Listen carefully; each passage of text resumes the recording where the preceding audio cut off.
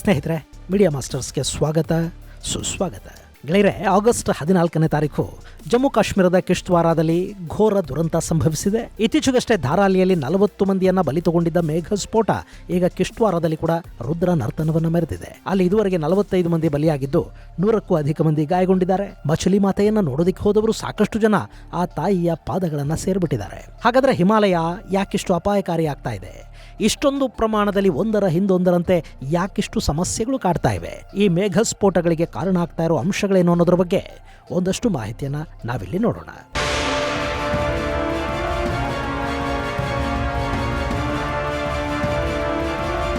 ಗೆಳೆಯರೆ, July August ತಿಂಗಳು ಭಾರತದ ಪಾಲಿಗೆ ಸಿಹಿ ಮತ್ತು ಕಹಿ ಎರಡನ್ನು ತರ್ತಾ ಇರುತ್ತವೆ. ಸಾಮಾನ್ಯವಾಗಿ ಮಾನ್ಸೂನ್ ಮಳೆ ಹೆಚ್ಚಾಗೋದು ಈ ಎರಡೇ ತಿಂಗಳುಗಳಲ್ಲಿ. ಜುಲೈಯಲ್ಲಿ ರಾಜ್ಯದ ಡ್ಯಾಮುಗಳು ತುಂಬೋದಕ್ಕೆ ಶುರುವಾಗುತ್ತವೆ. ಆಗಸ್ಟ್ ಹೊತ್ತಿಗೆ ಸಾಕಷ್ಟು ಡ್ಯಾಮುಗಳು ತುಂಬಿ ತುಳುಕ್ತಾ ಇರುತ್ತವೆ. ಹಾಗೇನೆ ಆಗಸ್ಟ್ ಹೊತ್ತಿಗೆ ಇಡೀ ಭಾರತದಾದ್ಯಂತ ಮಾನ್ಸೂನ್ ಮಾರುತಗಳು ಆವರಿಸುತ್ತವೆ. ಇದು ಕೃಷಿ ವಲಯವನ್ನ ಸಂತೋಷಕ್ಕೀಡು ಮಾಡುತ್ತೆ. ಕೃಷಿ ಭೂಮಿಗಳು ಹಸಿರಾಗೋದಕ್ಕೆ ಶುರು ಮಾಡುತ್ತವೆ. ರೈತರ ಮುಖದಲ್ಲಿ ಸಂತಸ ಮೂಡ್ತಾ ಹೋಗುತ್ತೆ. ಆದರೆ ಅದೇ ಸಮಯದಲ್ಲಿ ಬೀಳುವ ಮಳೆ ಪಶ್ಚಿಮ ಘಟ್ಟಗಳು, ವಿಂಧ್ಯ ಮತ್ತು ಹಿಮಾಲಯ ಪರ್ವತಗಳಲ್ಲಿ ಘೋರ ದುರಂತಗಳಿಗೆ ಕೂಡ ಕಾರಣ ಆಗ್ತಾ ಹೋಗುತ್ತವೆ. ಕಳೆದ ವರ್ಷ ವೈನಾಡು, ಈ ವರ್ಷ ಹಿಮಾಚಲ, ಉತ್ತರಾಖಂಡಗಳಲ್ಲಿ ಮಾರಣ ಹೋಮಾನೆ ನಡೆದು ಹೋಯಿತು. ಇಲ್ಲೆಲ್ಲ ಮಳೆಯ ಕಾರಣದಿಂದ ಭೂಕುಸಿತಗಳುಂಟಾದವು. ಕೆಲವು ಕಡೆಗಳಲ್ಲಿ ಮೇಘಸ್ಫೋಟದ ಕಾರಣದಿಂದ 10 ಮಂದಿ ಬಲಿಯಾದರೆ ಮತ್ತೆ ಕೆಲ ಕಡೆಗಳಲ್ಲಿ ಪ್ರವಾಹ ಜನರ ಬದುಕನ್ನು ಕಿತ್ಕೊಂಡಿದೆ. ರಸ್ತೆಗಳು ಹಾಳಾಗಿವೆ, ಮನೆಗಳು ಕುಸಿದು ಹೋಗಿವೆ. ಇದೆಲ್ಲವನ್ನ ನೋಡಿದ ಅದೆಷ್ಟೋ ಮನಸ್ಸುಗಳಲ್ಲಿ ನೆಮ್ಮದಿ ಇಲ್ಲದಂತಾಗಿದೆ. ಆದರೆ ಇದೆಲ್ಲದಕ್ಕೂ ಕೂಡ ನಾವೇ ಕಾರಣ ಅನ್ನೋ ಪಾಪ ಪ್ರಜ್ಞೆ ಮಾತ್ರ ಇವತ್ತಿಗೂ ಯಾರಲ್ಲೂ ಕಾಣ್ತಾ ಇಲ್ಲ. ಅದರ ಫಲ ಅನ್ನೋ ಹಾಗೆ ಜಮ್ಮು ಕಾಶ್ಮೀರದಲ್ಲಿ ಕೂಡ ಇಂಥದ್ದೇ ಮೇಘಸ್ಫೋಟ ಸಂಭವಿಸಿದ್ದು ಅಲ್ಲಿ ಕೂಡ 45 ಮಂದಿ ಬಲಿಯಾಗಿದ್ದಾರೆ. ಕಿಶ್ತ್ವಾರ ಜಿಲ್ಲೆಯಲ್ಲಿನ ಚೋಸಿತಿ ಬಳಿಯಲ್ಲಿ ಈ ಘಟನೆ ನಡೆದಿದೆ. ಇದು ಮಚಲಿ ಮಾತಾ ದೇವಾಲಯಕ್ಕೆ ಹೋಗುವ ಹಾದಿಯಲ್ಲಿ ಸಿಗುವ ಕಟ್ಟ ಕಡೆಯ ಮೋಟರಬಲ್ ಪ್ರದೇಶ ಅಂತ ಗುರುತಿಸ್ಕೊಳ್ಳುತ್ತೆ. ಆ ಬಳಿಕ ಯಾತ್ರಾರ್ಥಿಗಳು ಕಾಲ್ನಡಿಗೆಯಲ್ಲಿ ಸಮುದ್ರ ಮಟ್ಟಕ್ಕಿಂತ 9500 ಅಡಿಗಳಷ್ಟು ಎತ್ತರದಲ್ಲಿರುವ ಮಚಲಿ ಮಾತೆಯ ದರ್ಶನವನ್ನು ಪಡ್ಕೋಬೇಕಾಗತ್ತೆ. ಸೊ ಈ ಪ್ರದೇಶದಲ್ಲಿ ಆಗಸ್ಟ್ 14ನೇ ತಾರೀಕು 1000ಕ್ಕೂ ಅಧಿಕ ಮಂದಿ ಭಕ್ತಾದಿಗಳಿದ್ರು. ಆದರೆ ಮಧ್ಯಾಹ್ನ 1 ಗಂಟೆ ಹೊತ್ತಿಗೆ ಅಲ್ಲಿ ಸಂಭವಿಸಿದ ಮೇಘಸ್ಫೋಟ ಇದ್ದಕ್ಕಿದ್ದಂತೆ ಫ್ಲಾಶ್ ಫ್ಲಡ್ಗೆ ಕಾರಣ ಆಯಿತು. ಅಲ್ಲಿ ಯಾತ್ರಾರ್ಥಿಗಳಿಗಾಗಿ ನಿರ್ಮಾಣ ಮಾಡಿದ್ದ ಅನ್ನದಾಸೋಹದ ಅಡುಗೆ ಮನೆ ಕೊಚ್ಚೋಯ್ತು. ಸಾಕಷ್ಟು ಅಂಗಡಿಗಳು, ಮನೆಗಳು ನದಿಯ ಪಾಲಾದವು. ಹಾಗೆಯೇ ಸುಮಾರು 50ಕ್ಕೂ ಹೆಚ್ಚು ಮಂದಿ ಅಲ್ಲಿ ನೀರಲ್ಲಿ ಕೊಚ್ಚೋದ್ರು. ಅವ್ರ ಪೈಕಿ 45 ಮಂದಿ ಬಲಿಯಾಗಿದ್ದಾರೆ ಅಂತ ಘೋಷಿಸಲಾಗ್ತಾ ಇದೆ. ಇನ್ನು ಗಾಯಗೊಂಡವರು ಬಹಳಷ್ಟು ಮಂದಿ ಆಸ್ಪತ್ರೆಗಳಲ್ಲಿ ಚಿಕಿತ್ಸೆಯನ್ನು ಪಡಿತಾ ಇದ್ದಾರೆ. CISF, CRPF, NDRF ಹಾಗೂ SDRFಗಳು ಈಗ ಪರಿಹಾರ ಕಾರ್ಯದಲ್ಲಿ ತೊಡಗಿವೆ. ಈ ಘಟನೆ ಹಿಮಾಲಯದ ಭಯಾನಕತೆ ಎಷ್ಟು ಅನ್ನೋದನ್ನ ಮತ್ತೊಮ್ಮೆ ಜಗತ್ತಿಗೆ ತೋರಿಸ್ತಾ ಇದೆ.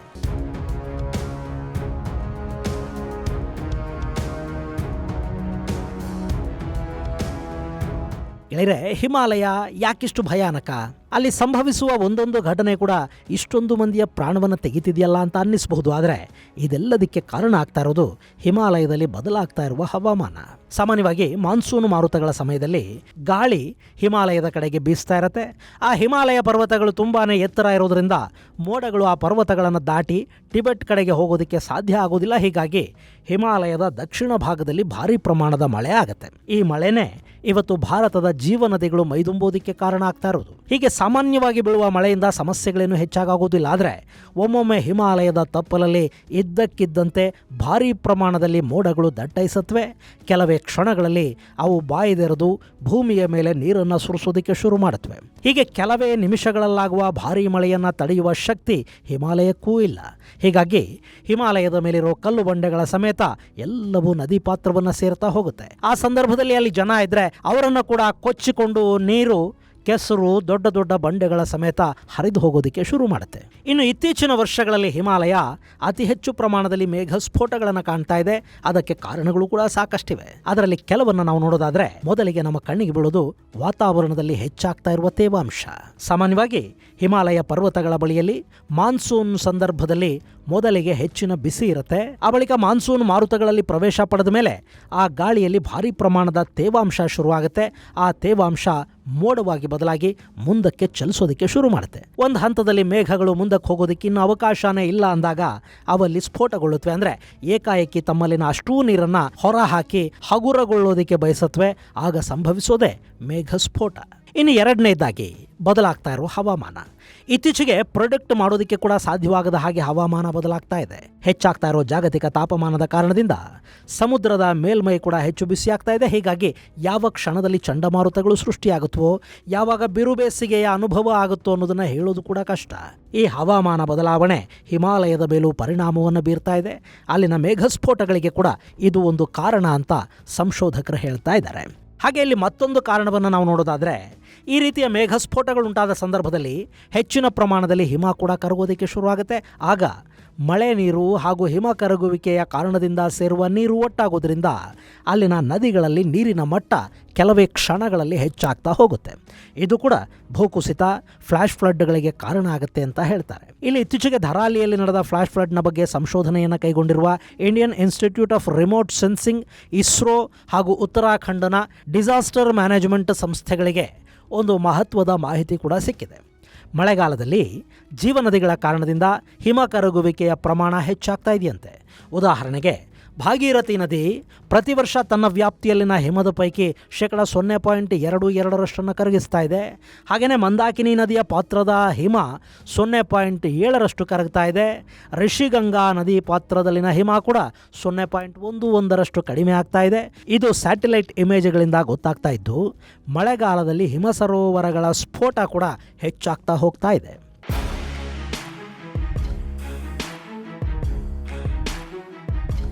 ಇನ್ನು ಮತ್ತೊಂದು ಕಡೆ ಹಿಮಾಲಯದ ಭಾಗದಲ್ಲಾಗ್ತಾ ಇರೋ ಅಭಿವೃದ್ಧಿ ಕೆಲಸಗಳು, ಅಲ್ಲಿ ಡ್ಯಾಮುಗಳು, ರಸ್ತೆಗಳು, ರೆಸಾರ್ಟುಗಳು, ಜಲವಿದ್ಯುತ್ ಯೋಜನೆಗಳು, ಪೈಪ್ಲೈನುಗಳು, ಹೀಗೆ ಅಭಿವೃದ್ಧಿಯ ಹೆಸರಲ್ಲಿ ನಾನಾ ಕಾಮಗಾರಿಗಳು ನಡೀತಾ ಇವೆ. ಇವು ಆ ಭಾಗದ ಕಾಡಿನ ನಾಶಕ್ಕೆ ಕಾರಣ ಆಗ್ತಾ ಇವೆ. ಅಲ್ಲಿನ ಬೆಟ್ಟಗಳನ್ನ ಅವೈಜ್ಞಾನಿಕವಾಗಿ ಕತ್ತರಿಸುವ ಕೆಲಸವನ್ನು ಕೂಡ ಮನುಷ್ಯ ಮಾಡ್ತಾ ಇದ್ದಾನೆ. ನದಿಯ ಅಬ್ಬರದ ಅರಿವಿದ್ರೂ ಕೂಡ ನದಿ ತಟದಲ್ಲಿ ಮನೆ ಕಟ್ತಾ ಇದ್ದಾನೆ. ಗೆಳೆಯರೆ, ಇಲ್ಲಿ ತನಗೆ ಹೇಗೆ ಬೇಕು ಹಾಗೆ ಪ್ರಕೃತಿ ತಾನೇ ಒಂದು ವ್ಯವಸ್ಥೆಯನ್ನು ಮಾಡಿಕೊಂಡಿರುತ್ತೆ. ಗುಡ್ಡಗಳು ಇಳಿಜಾರಾಗಿರುತ್ತವೆ, ಅಲ್ಲಿ ನೀರು ನಿಲ್ಲದ ಹಾಗೆ ಅದು ಕೆಳಗೆ ಇಳಿದು ಹೋಗುವ ಹಾಗೆ ಅದೇ ಒಂದು ವ್ಯವಸ್ಥೆಯನ್ನು ಮಾಡಿಕೊಂಡಿರುತ್ತೆ.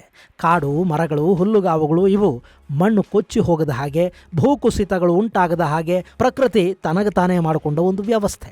ಇಷ್ಟೆಲ್ಲ ಆದ ನಂತರವೂ ಹೆಚ್ಚಿನ ಪ್ರಮಾಣದ ಮಳೆ ಬಿದ್ದರೆ, ನದಿಗಳು ಉಕ್ಕಿ ಹರಿದರೆ, ಮೇಘಸ್ಫೋಟ ಉಂಟಾದರೆ ಆ ನೀರು ಹರಿದು ಹೋಗೋದಕ್ಕೆ ಬೇಕಾದ ನೈಸರ್ಗಿಕ ಮಾರ್ಗಗಳು ಅಲ್ಲಿದ್ವು.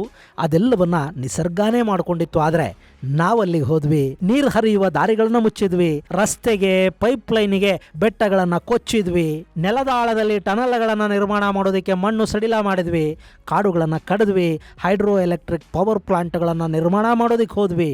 ಹಿಮಾಲಯದ ದೇವಾಲಯಗಳಿಗೆ ಹೋದರೆ ಪುಣ್ಯ ಬರುತ್ತೆ ಅಂತ ಯಾರೋ ಹೇಳಿದ್ರು. ನಾವು ಹಿಂಡಾಗಿ ಅಲ್ಲಿಗೆ ಪಿಕ್ನಿಕ್ ಹೋಗೋದಕ್ಕೆ ಶುರು ಮಾಡಿದ್ವಿ.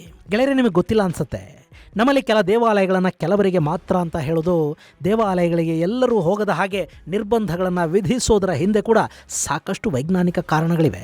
ಹಿಮಾಲಯದಲ್ಲಿನ ದೇವಾಲಯಗಳಿಗೆ ಎಲ್ಲರೂ ಹೋಗಬಾರ್ದು ಅಂತ ಹೇಳ್ತಾರೆ. ಅದರಲ್ಲೂ ಅಲ್ಲಿ ಸಂಸಾರಿಗಳು ಹೋಗಬಾರ್ದು. ಅವೆಲ್ಲ ಸಾಧಕರಿಗಾಗಿ ಇರೋ ದೇವಾಲಯಗಳು. ಹಿಮಾಲಯ ಒಂದೇ ಅಲ್ಲ, ಕಾಡುಗಳ ನಡುವೆ, ಗುಡ್ಡಗಳ ಮೇಲಿರೋ ದೇವಾಲಯಗಳು ಕೂಡ ಸಂಸಾರಿಗಳಿಗಲ್ಲ, ಸಾಧಕರಿಗೆ. ಹಿಮಾಲಯದ ಕಡೆಗೆ ಹೋಗೋದು ಅಂದರೆ ಎಲ್ಲವನ್ನ ಬಿಟ್ಟು ವೈರಾಗ್ಯ ಭಾವವನ್ನು ಹೊತ್ತು ಅತ್ತ ಕಡೆಗೆ ಹೋಗೋದು ಅಂತ. ಅಂಥವರು ಮಾತ್ರ ಅಲ್ಲಿಗೆ ಹೋಗಬೇಕು ಅಂತ ಯಾಕೆ ಹೇಳಿದ್ದಾರೆ ಗೊತ್ತಾ?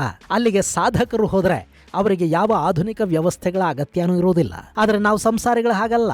ನಾವಲ್ಲಿಗೆ ಪಿಕ್ನಿಕ್ ಥರ ಹೋಗ್ತೀವಿ, ಅದರಿಂದ ಅಲ್ಲಿನ ಪರಿಸರ ಹಾಳಾಗುತ್ತೆ. ಈಗ ನೋಡಿ, ನಾವೆಲ್ಲ ಅಲ್ಲಿಗೆ ಹೋಗ್ತೀವಿ ಅಂದ ಕೂಡಲೇ ಅಲ್ಲಿ ರಸ್ತೆಗಳನ್ನು ಹಾಕಬೇಕು. ನಮ್ಮ ಹತ್ರ ಹಣ ಇದೆ ಅಂದರೆ ನಾವು ನಡ್ಕೊಂಡು ಹೋಗೋದಿಲ್ಲ.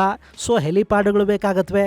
ಹಾಗೆ ಹೋದ ಮೇಲೆ ಅಲ್ಲಿ ನಾವು ಉಳ್ಕೋಬೇಕು. ಅದಕ್ಕಾಗಿ ಲಾಡ್ಜುಗಳು, ರೆಸಾರ್ಟುಗಳು ಬೇಕು, ಮೊಬೈಲ್ ಟವರ್ಗಳು ಬೇಕು, ಕರೆಂಟ್ ಬೇಕು. ಇದೆಲ್ಲ ಬೇಕು ಅಂದರೆ ಅಲ್ಲಿ ಅಭಿವೃದ್ಧಿ ಕಾಮಗಾರಿಗಳಾಗಬೇಕು. ಈ ರೀತಿಯ ಮಾನವನ ಹಸ್ತಕ್ಷೇಪ ಪರಿಸರವನ್ನು ಹಾಳು ಮಾಡ್ತಾ ಹೋಗುತ್ತೆ.